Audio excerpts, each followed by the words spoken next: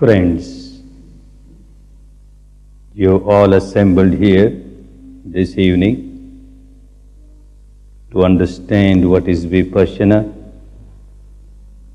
and how it helps one to generate peace and harmony within. Everyone seeks peace and harmony. Everyone wants to live a life free from agitation, free from irritation, free from misery. And the technique of vipasna will help you to live a peaceful life, harmonious life. Vipasna is nothing but an art of living, how to live peacefully, how to live harmoniously within oneself, and how to generate nothing but peace and harmony for others, so that people around you can also live a peaceful life, harmonious life. What is vipasna? The word pasana in the ancient language of India means to see, to look with open eyes, the form, the color, the shape. Vipasna is to observe in a special way. That means the correct way, the right way. To observe the reality as it is, not just as it appears to be, not just as it seems to be, but as it is, in its true nature, in its true characteristic.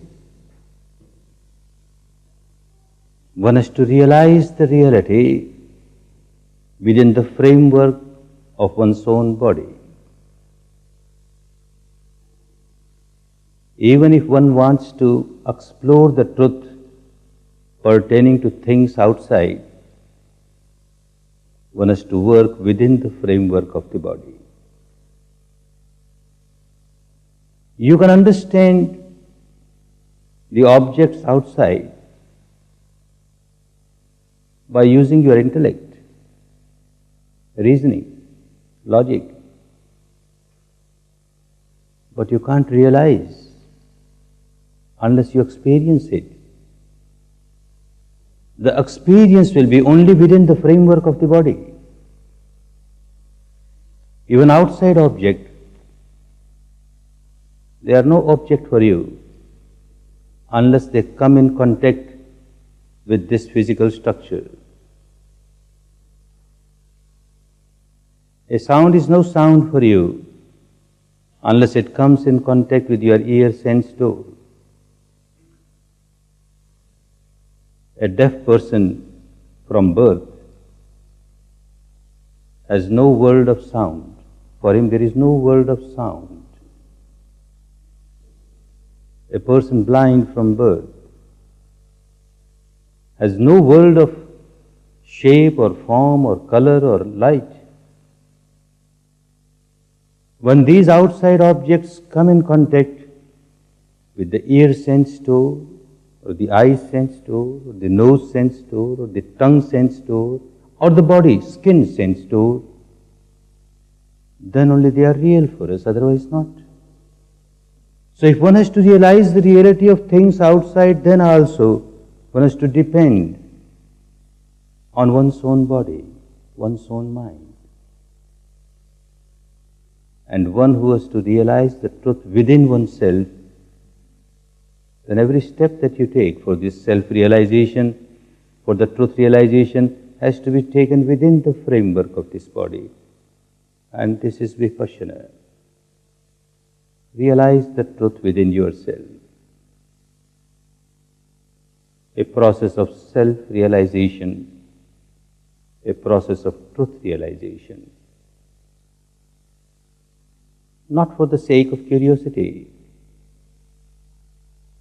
not just to quench your thirst of inquisitiveness about yourself. Vipasna is not for that. As you start exploring the truth about yourself within the framework of the body, you find that you are getting liberated from tensions. You are getting liberated from the old habit of tying knots within, tying knots,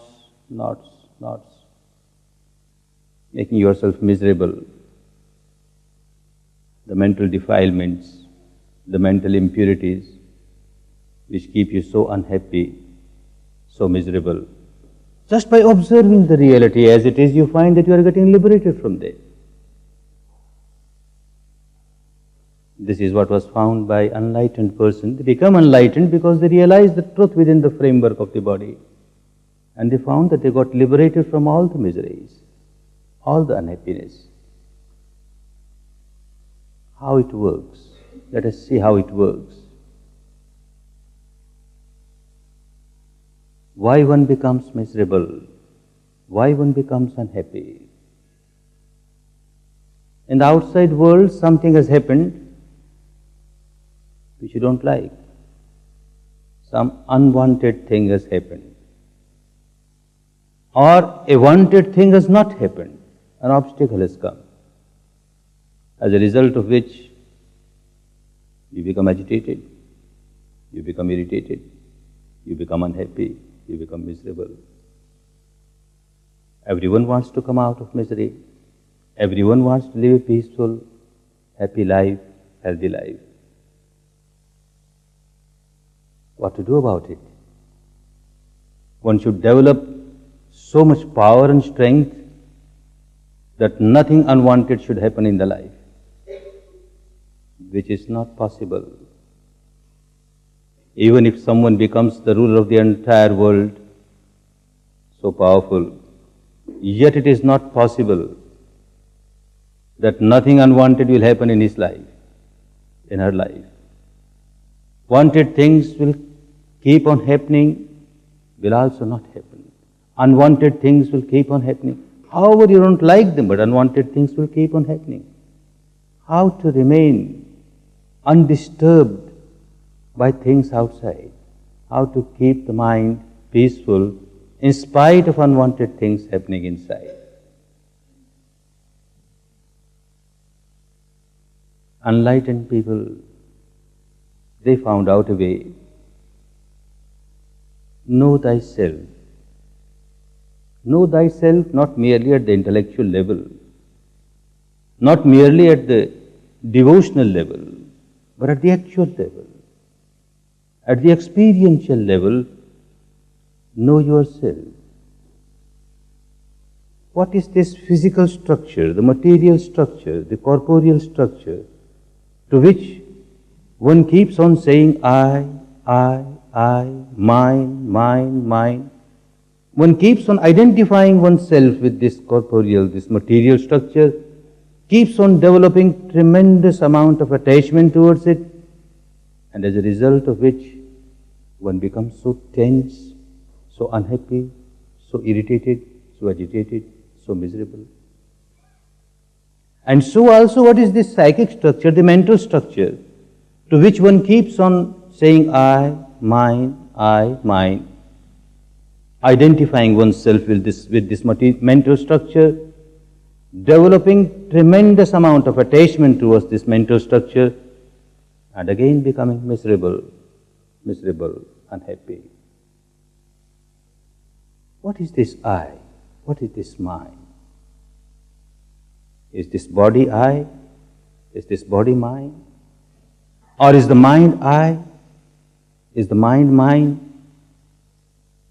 Or is there something which is beyond mind and matter, the body and the mind?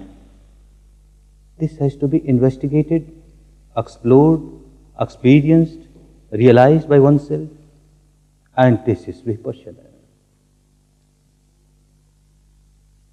When one starts exploring the truth within oneself at the experiential level, the law of nature becomes so clear. The universal law of nature, which is applicable on one and all. One may belong to this sect or that sect, this community or that community, this sex or that sex, makes no difference. Human being is a human being.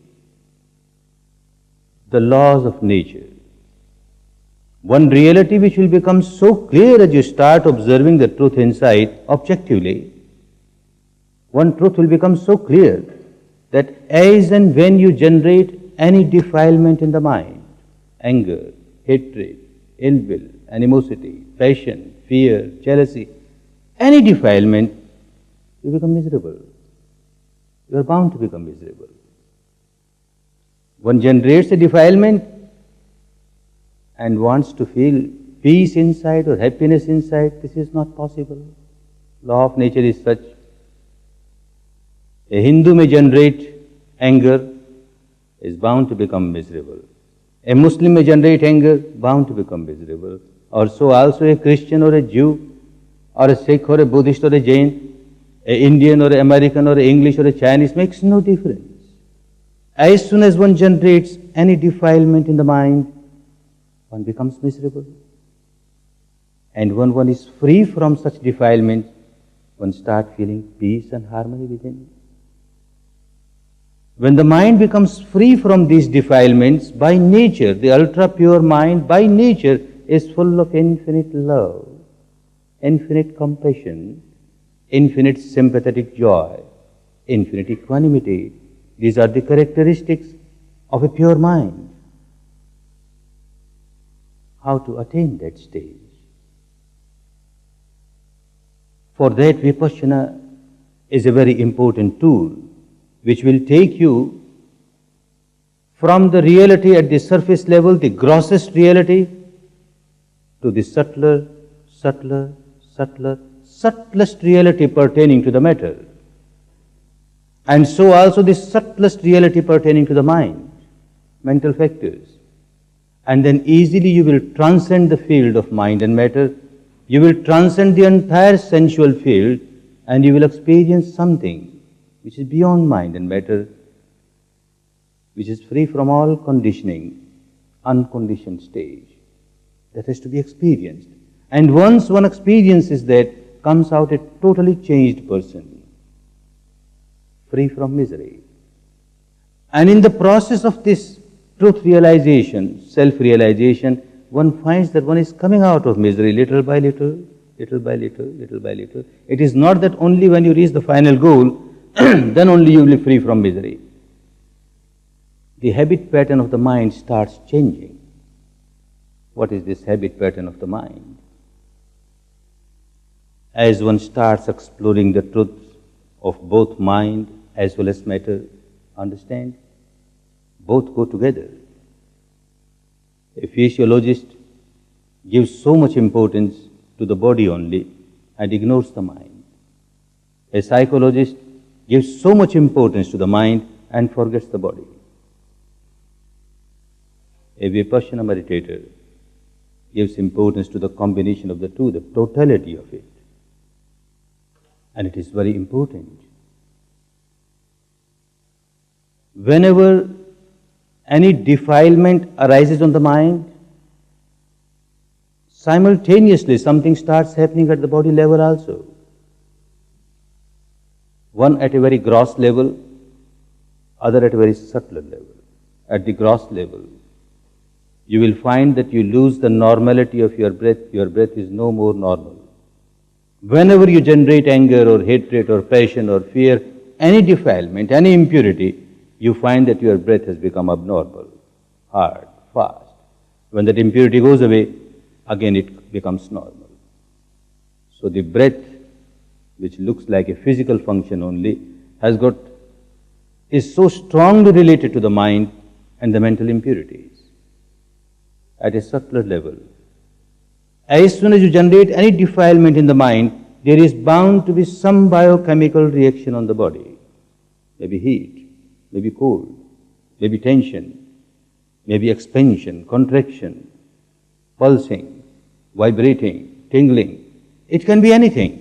Something or the other, some sensation or the other, you feel on different parts of the body. To explore the truth pertaining to the mind, you have to give importance to the truth pertaining to the body also. Therefore, the technique of vipassana starts by observing your own respiration. The respiration, the breath, as it comes in, as it goes out. People who come to courses to practice vipassana meditation, there are two prerequisites. Preparation have to be made to start your practice of real vipassana. The one requisite is that you stop all such physical and vocal actions which harm other beings, which hurt other beings, which disturb the peace and harmony of other beings. Why? Not because a Buddha said so, not because any other enlightened person said so, not because a scripture says so, but the law of nature is such. Law of nature is such. Whenever you perform any action at the physical level or vocal level which harms other beings, you can't perform it unless you generate tremendous amount of anger or hatred or ill will or animosity or passion or fear in your mind. And as soon as you generate such defilement in the mind, the nature starts punishing you. Then and there, you become so miserable. Anyone who starts exploring the truth within the framework of the body, you start realizing this truth, that whenever I perform any action at the physical level, vocal level, like I kill somebody, or I steal something, or I speak harsh words, or try to deceive others by speaking lies, anything at the physical and vocal level which harms other beings, look, I can't do unless I generate defilement in my mind. And when I generate defilement in my mind, I become so miserable. Law of nature, universal law of nature. So also when the mind is pure and starts generating nothing but pure love, pure compassion, then whatever action you perform at the physical level, vocal level, are good for others. You can't harm others. And they are simultaneously good for you. The law of nature is such, the nature starts rewarding you. Because now you are keeping your mind pure, you don't generate anger or hatred or ill will or animosity or passion or fear, only pure love, pure compassion, sympathetic joy, goodwill. A good vipassana meditator will find that as soon as one generates love, compassion, goodwill, one starts experiencing the peace of the kingdom of heaven within, the peace of the Brahmanic plains within, the peace of Nibbana within, because the mind is pure. Therefore, to start the work, you have to observe certain precepts at the physical level, at the vocal level. Don't do anything which will disturb others, which will harm others, because you will start harming yourself simultaneously.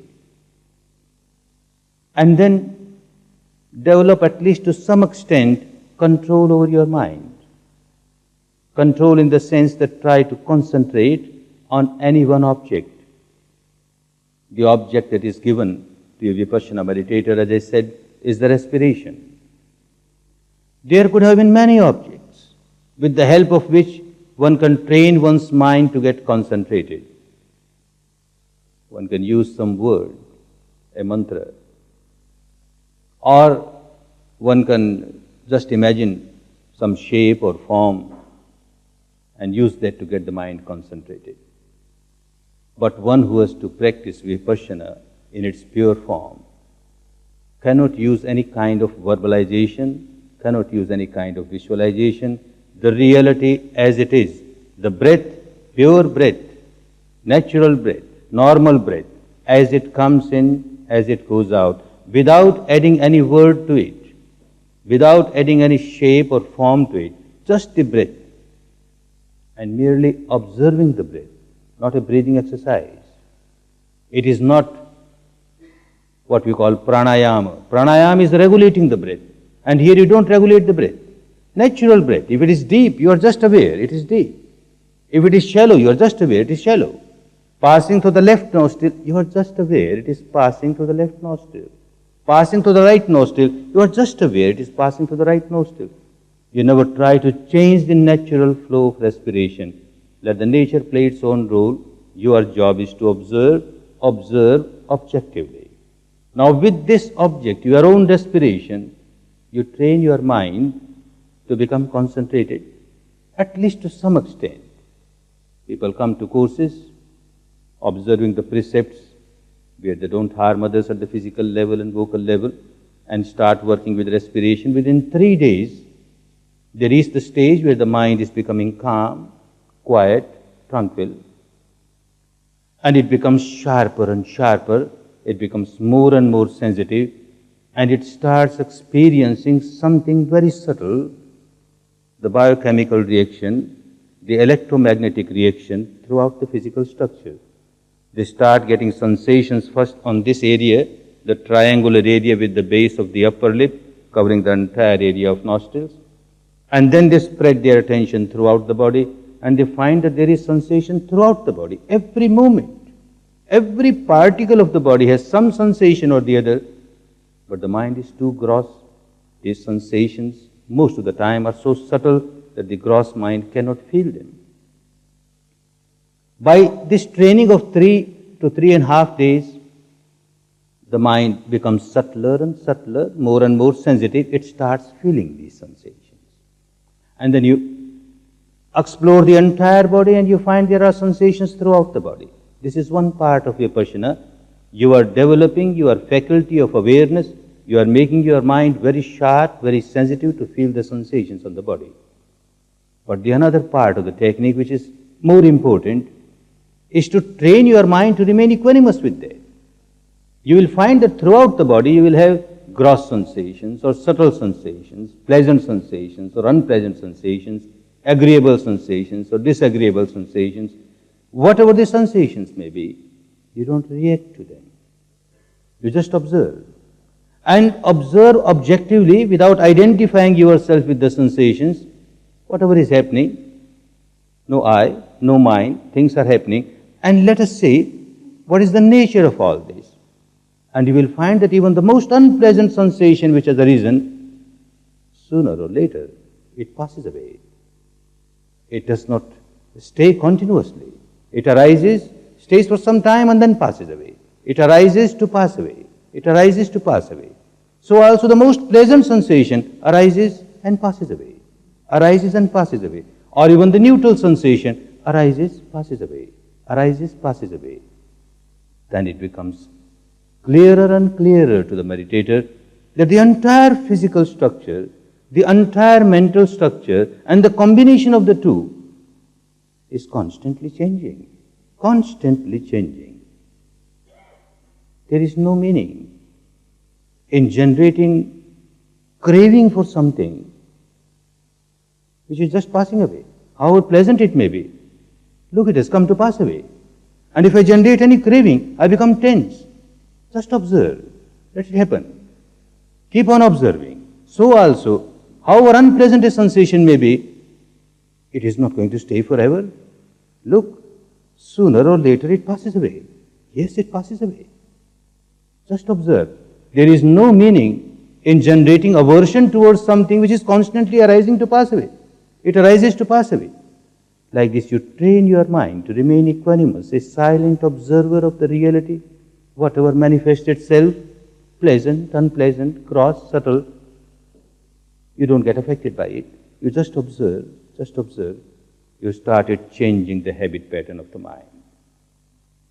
At the conscious level of the mind, at the intellectual level of the mind, one understands, one agrees that I should not generate anger or hatred or ill will or animosity or passion or fear, because this makes me very agitated. And this harms me and harms others also. So I should be free from it. In spite of understandings, one keeps on generating such defilements. One keeps on rolling in suffering. Why?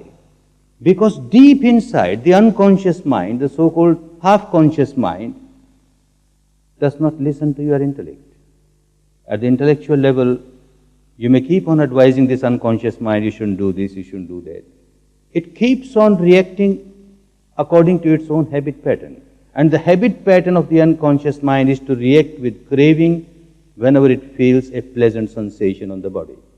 To react with aversion whenever it feels an unpleasant sensation on the body. To change the habit pattern of the so-called unconscious mind is so important. And vipassana helps you to take you to the deepest level of your mind and change this habit pattern. This does not mean that one who practices vipassana will become so inactive in the life, will live like a vegetable, let anybody come and cut me, I don't care, I'm a vipassana meditator. Oh no, no. One has to live life. And one will live a very healthy life. Now what happens is one is living the life of reaction. Anything happens outside, pleasant or unpleasant, one reacts immediately, so blindly, that one becomes agitated. Every reaction carries negativity with it. But if the habit pattern changes, then the life becomes life of action, not reaction.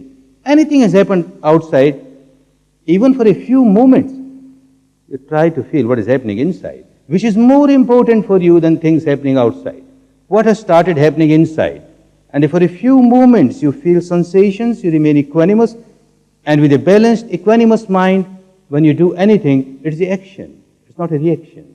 This pause, this gap that you are given by observing your sensation, then taking a action, it's always positive. It can never harm anybody, and it will never harm you. But when you react, you are harming yourself, you are harming others. This technique will help you to go to the deepest level of the mind, which keeps on reacting every moment. There is such a big barrier between the conscious mind and the unconscious mind. An example, the conscious mind is busy talking, and all attention is to people outside. Sitting for a long time, with the weight of the body, some pressure has started somewhere. Slight pain has started somewhere. The conscious mind doesn't know. It's busy talking. But what you call unconscious is conscious in its own way. It starts feeling that pressure, starts feeling that pain, and starts reacting to it. And then you make a little movement like this, like this. You keep on making these movements the whole day. Just notice somebody doing this, some itching has started, you scratch. This person is highly agitated deep inside, although this person will not know that I am agitated inside. Everybody remains so agitated because deep inside the unconscious mind keeps on reacting. Even when you are in a deep sleep. Who is in deep sleep? Your conscious mind is in deep sleep. The so-called unconscious is awakened every moment, feeling the sensations on the body every moment. In deep sleep, a mosquito has bitten somewhere. In deep sleep, your hand goes there. You drive the mosquito and then scratch. The conscious mind doesn't know at all what is being done. Morning hours, you feel a little chilly. You take the blanket. The conscious mind doesn't know. The whole night you are in deep sleep, you keep on making this movement or that movement. Unconscious mind keeps on reacting every moment. This has become the habit pattern of the unconscious mind. It is always connected with this material structure. And whatever arises on this material structure due to this reason or that reason, we are not concerned about reasons, but anything that arises on the material structure, it arises as a sensation. This unconscious mind keeps on reacting to it. And its reacting pattern is that whenever something it feels pleasant, it will react with craving, clinging, craving, clinging. You want to retain it, you want to multiply it. And whenever one experiences something unpleasant on the body, one starts aversion, hatred, you want to get rid of it. This habit of push, pull, makes you so agitated. The whole life one remains so very much agitated. If that habit pattern is changed, one can feel the peace deep inside in the body. You may get peace on the surface of the mind. You divert your attention. An agitation has come. A defilement has come in the mind. You divert your attention. Say you start reciting a name or a mantra, your mind gets diverted and you feel peaceful. It is good to a certain extent. Your conscious mind has become peaceful, calm, tranquil. But deep inside, at the unconscious level, the same habit pattern is there. Constantly you are reacting to things, pleasant, unpleasant, craving, aversion. Or at the conscious level you start visualizing, imagining a form, a shape of this god or that god, this goddess or that goddess in whom you have got great devotion. You just keep on contemplating that, you keep on imagining that, you find that your mind is becoming peaceful, quiet, tranquil, but only the surface of the mind, the conscious level of the mind. Deep inside, still the same habit is going on, craving, aversion, craving, aversion. You are not out of your misery at the deepest level, at the root level. Vipasna helps you to go to the root level and take out the habit pattern due to which you keep on reacting with craving, aversion, craving, aversion, craving, aversion, becoming miserable, agitated. And when you become agitated, you never keep this misery limited to yourself. You keep on throwing this misery on others. You keep on distributing this misery to others. When you generate anger or hatred, any defilement, you become miserable, but then you start making others also miserable. The entire atmosphere is made tense because I generate anger within me. Anybody who comes in contact with me at that time is bound to become miserable. I live an unhappy life. I make others to live an unhappy life. This is not the way of life. This is not the good way of life.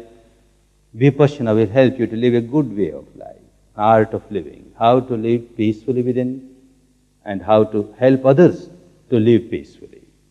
It starts with these precepts that at the vocal level and the physical level, don't take any action, don't perform any action which will harm others. Human being is a social being, he has to live in the society, he has to live with the members of one's own family, he has to deal with people, and if you keep on taking such actions which are harmful to others, actions, vocal or physical, then you are disturbing the peace of the society, peace of others. And at the same time, you are disturbing your own peace inside. So you start with that. Although this is done only at a very surface level of the mind. But when you start practicing respiration and you start practicing observing your sensation, you are going deeper, deeper, deeper. The impurities, the deep conditioning of the mind gets eradicated, and then you find your habit pattern has changed. Initially, when you want to live a life of morality, of good ethics, not to disturb others, you have to control your mind. And whenever you try to control your mind, it is good to some extent, but then you are creating tension deep inside, you are tying knots inside. This is not the proper way to live a happy life, a healthy life. The mind has to be purified to the deepest level.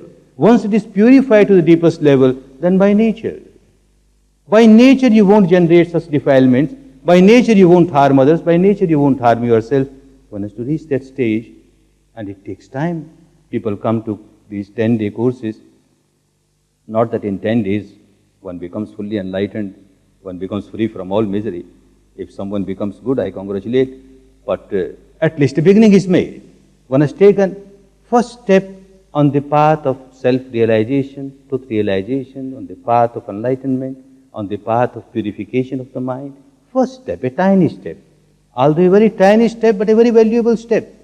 The journey is quite long. However long the journey may be, it starts with the first step, which is most important. One who has not taken even the first step on the path cannot be expected to reach the final goal. One who has taken first step, there is every possibility of this person taking the second step, the third step, and step by step, one reaches the final goal. It has nothing to do with any particular sect. It has nothing to do with any particular religion. It has nothing to do with any particular philosophy or dogma or belief. Law of nature applicable to one and all. The malady is universal. Therefore, the remedy has to be universal. It can't be sectarian. Anyone who becomes enlightened is not interested in establishing a sect. No enlightened person has ever established a sect. Universalist teachings are always universal. Therefore, it is not necessary that you must get yourself converted from one organized religion to another organized religion, and then only Vipassana will start helping you. Nothing doing. A Christian should keep on calling oneself a Christian, a Jew, a Hindu, a Muslim, makes no difference. The malady is universal. When a defilement arises in the mind, you can't give a label to it. When you generate anger, you can't say now this is a Hindu anger, or this is a Christian anger, or a Muslim anger, or a Jew anger. Anger is anger. And because of that anger, when you start suffering, when misery arises, then again you can't label it, this time it's a Hindu misery or a Muslim misery or a Christian misery. Misery is misery, universal. And when this defilement goes away, and because of that you start experiencing peace and harmony within, again you can't label, this is a Hindu peace, harmony, this is a Muslim or a Buddhist or a Christian. Peace is peace. Law of nature is such. As soon as one generates defilement on the mind, one may keep on calling oneself a Hindu or a Muslim or a Christian or a Jew, makes no difference, one is bound to become miserable. If one comes out of this mad habit and one gets the freedom from such defilements and one can live a life full of love and compassion, one comes out of all the miseries, one remains peaceful, harmonious, one may keep on calling oneself by this name or that name. Therefore, these organized religions, they have nothing to do with the technique. It is not at all necessary that one should get converted from one to the other. Of course, conversion is involved in this technique, but the conversion is from misery to happiness. The conversion is from bondage to liberation. The conversion is from ignorance to enlightenment. And every human being, he may belong to this sect, this country, this color, that color, makes no difference. Every human being can attain this enlightenment. Every human being can practice vipasna because it is so scientific, so logical, and not involved in any kind of blind belief or blind faith or dogma that you must first believe this philosophy or this dogma, then only vipassana will help. Nothing doing. You start from whatever position you are and you just start observing yourself. Start observing your respiration, start observing your sensation on the body, and just remain equanimous with all that.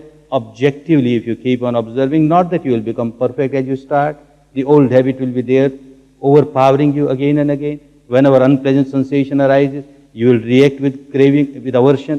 Whenever pleasant sensation arises, you will start reacting with craving. But moments will arise when you are neither craving nor hating, you are just observing. Just observing. Those few moments will increase to few seconds, will increase to few minutes, and a stage will come when you are fully established in the technique, and really you will find that you have changed the entire habit pattern of your life. You have started living a very peaceful life, harmonious life. Give it a trial. And for giving a trial, you have to spare at least 10 days of your life. You go for holidays. Now take this as a holiday and start feeling peace and harmony within and come out so fresh, so refreshed, so that you can face the world. All the ups and downs, the vicissitudes of the world, you can face them so strongly, all the time keeping the balance of your mind, the equilibrium of your mind. Then you learn the art of living. You know how to live peacefully and harmoniously.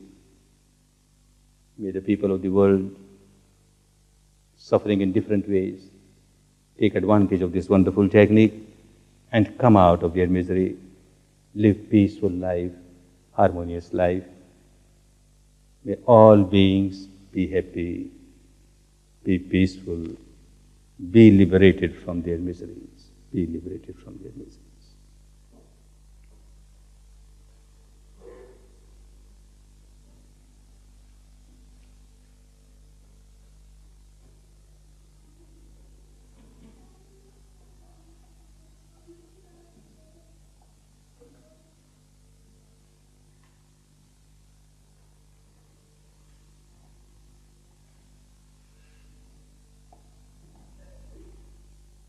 Any questions people would like to ask?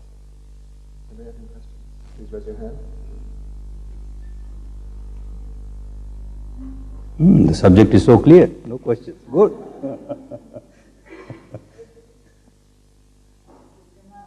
Yes, sure. Go ahead.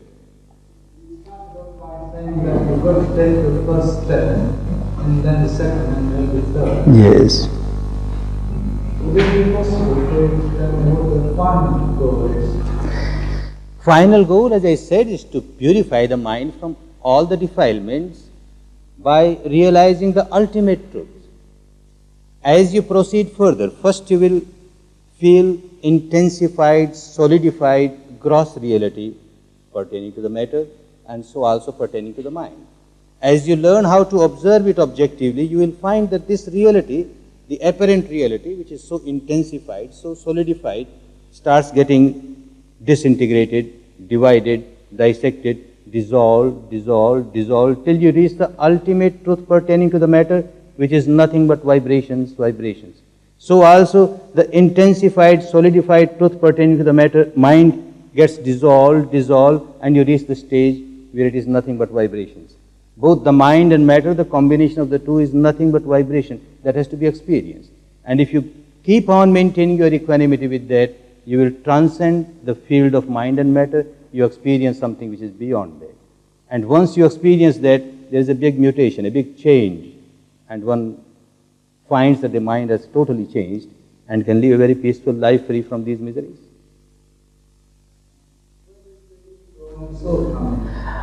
Well, it remains only in your imagination, because when you go to the reality, then all these imaginations will get dissolved.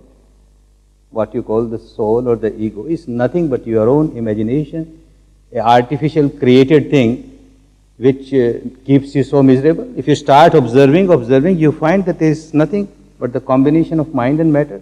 And when you come out of that and experience something which is eternal, which is not arising, not passing away, then you can't give any name to it. It is an experience beyond the sensual field. It cannot be explained in words. It has just to be experienced. So those people who experience, they have stopped saying this soul or this or that, but those who are not experienced, yes, they keep on fighting with these philosophical beliefs. Yes.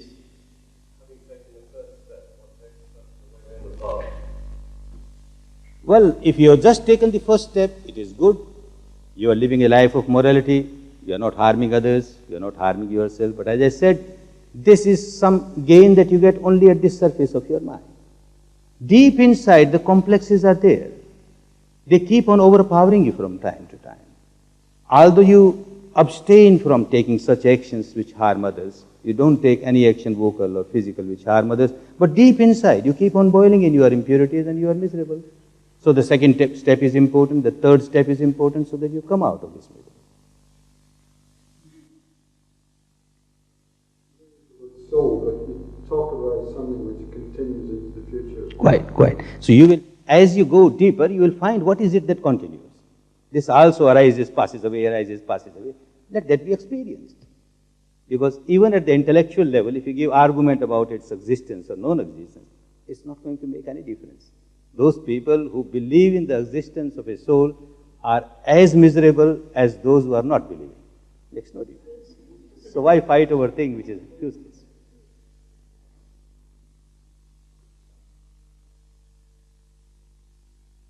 Yes. Vipassana goes beyond experience. Not clear? What do you say? Does vipassana? It goes beyond the experience of mind and matter, but takes you to the stage where you experience again something which is beyond mind and matter, but not describable in words. It has to be experienced. That also experience remains all the time. It is not just believing something. It is experiencing. So vipassana is to experience.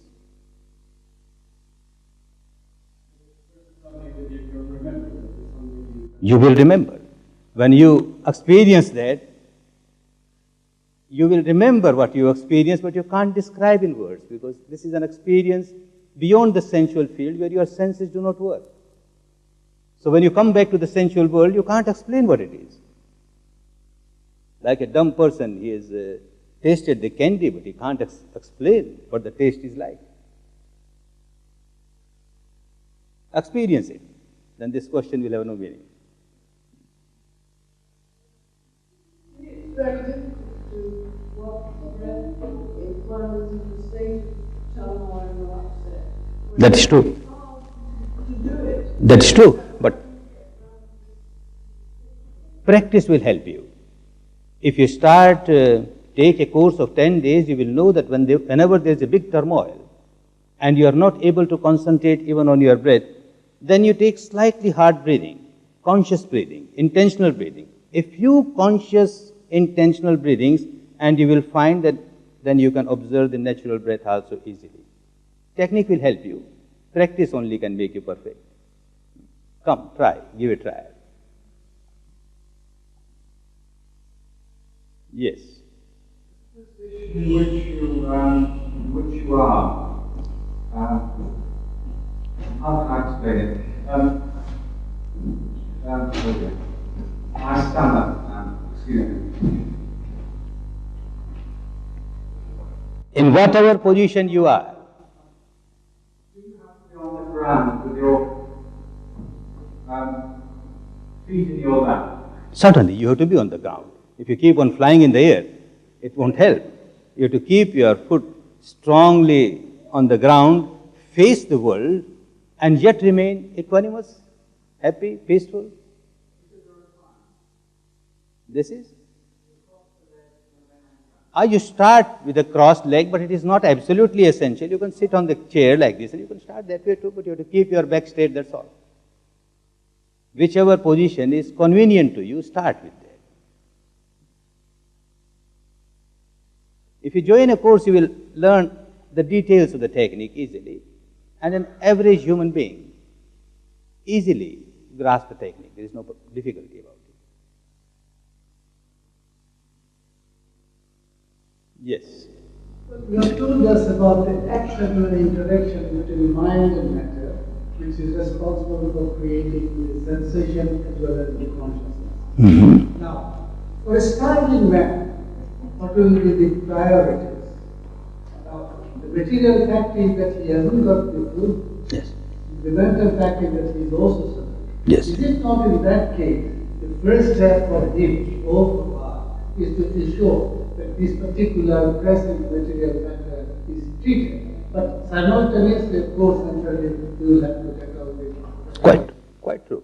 When I say people should come and practice this technique for 10 days, this does not mean, as I said, that they will become inactive and they won't care for their day-to-day problems, but they will get more strength to deal with the situations, to get solution of the problems. If somebody is having a big problem in the life pertaining to food or this or that, and remains agitated, whatever one does will not have a very good result. If the mind remains equanimous and then you take action, you will find that the results are very good. This is like going to a hospital to get good health and then to live with this health, not to live in the hospital for the whole life. You don't come to camp like this to live in for the whole life like that. You just train your mind to face the problems and then face them bravely, strongly. This technique will help. I agree with the technique will happen. But what I am after is to take person, in that case, this particular method or this particular process of meditation, is it not aimed at a particular section of the society who are privileged enough not to suffer from starvation? Not necessary. In my courses, people have come from the lowest strata of the society, especially in India, where you find that there are people who are miserable because they are have-nots. And having come to the course, they get so much strength of the mind that in their day-to-day material life also, they get benefited. We got such proofs of large number of people. It is not merely for the haves, it is for all, haves or have-nots. Both are miserable.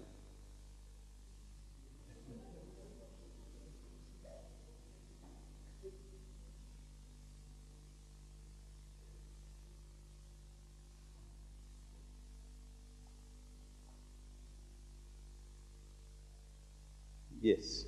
Just a very simple question. Can vipassana be taken as a complete way of life? Or is it just an aid to help you go through life happy? It is an aid to help you because ultimately you are dealing with the people, you are dealing with the situation is of utmost importance. Vipassana will help you how to deal with the situation, how to deal with people. So it is an aid, but it will help you to live peacefully, a better life. Difference between vipassana and, say, objective meditation. And what meditation?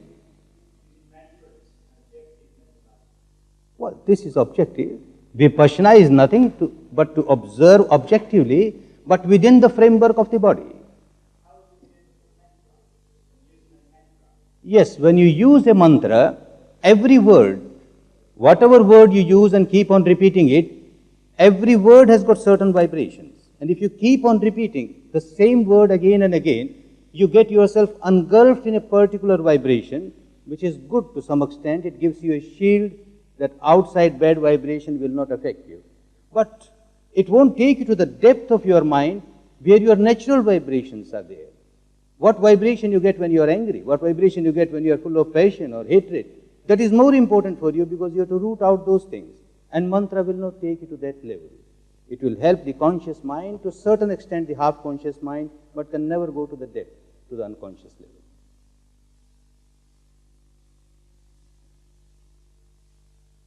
Yes. People that are practicing vipassana meditation form themselves into an informal movement or into ashrams in various countries? Not necessary. As I said, ashrams or these meditation centers are like hospitals where people come to gain health, not to live there for whole life. They come, take their good lesson as to how to live peacefully, and then they work in the world. This technique for all religions. Yes. Is it not true that it's the practice of Buddhism? Oh no. If that was the case, then large number of Christian priests would not have come to such courses. They have arranged courses in their cathedrals, in their churches. Muslims have arranged courses in their mosques. Large number of Muslims are coming. Jains are coming. Not merely Buddhists are coming to such courses. Precepts are good for everyone. As I say, when you observe these precepts, you won't harm others, you won't harm yourself. It's a law of nature. Everybody accepts it, and they find it is helpful.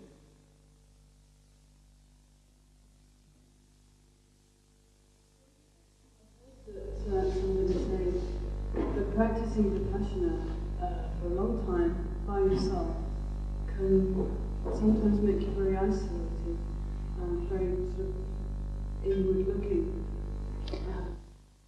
Well, it happens in cases where people start working by listening to discourses or reading books. But if you start taking lessons with somebody who has experienced, and just 10 days, it is not that you remain under the clutches of a guru. In this technique, there is no gurudom. You are your own master. Somebody can just guide you. At least the initial guidance, if you get from somebody, an experienced person, there is no danger. You have not come across a single case where somebody is harmed by vipassana.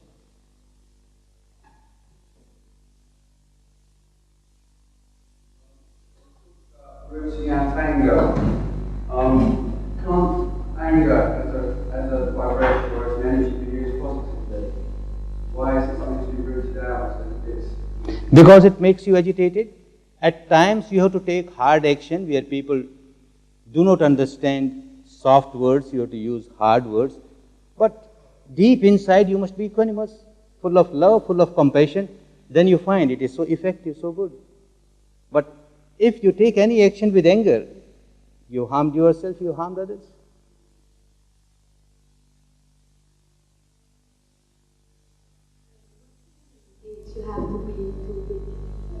Well, the minimum age is before birth. A pregnant mother should practice vipassana. The child gets vipassana. Comes out a Dhamma baby, very peaceful baby. People have done that and they have found good results. Otherwise, say at the age where they start understanding a little bit.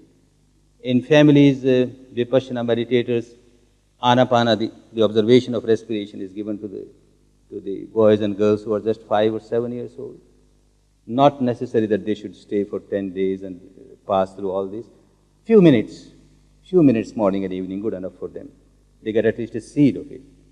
As they grow and they start understanding, then they can take a full course. It is an art of living people should learn in young age.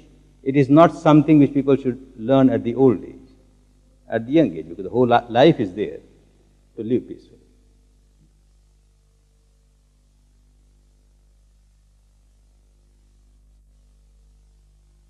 Good, be happy, be peaceful.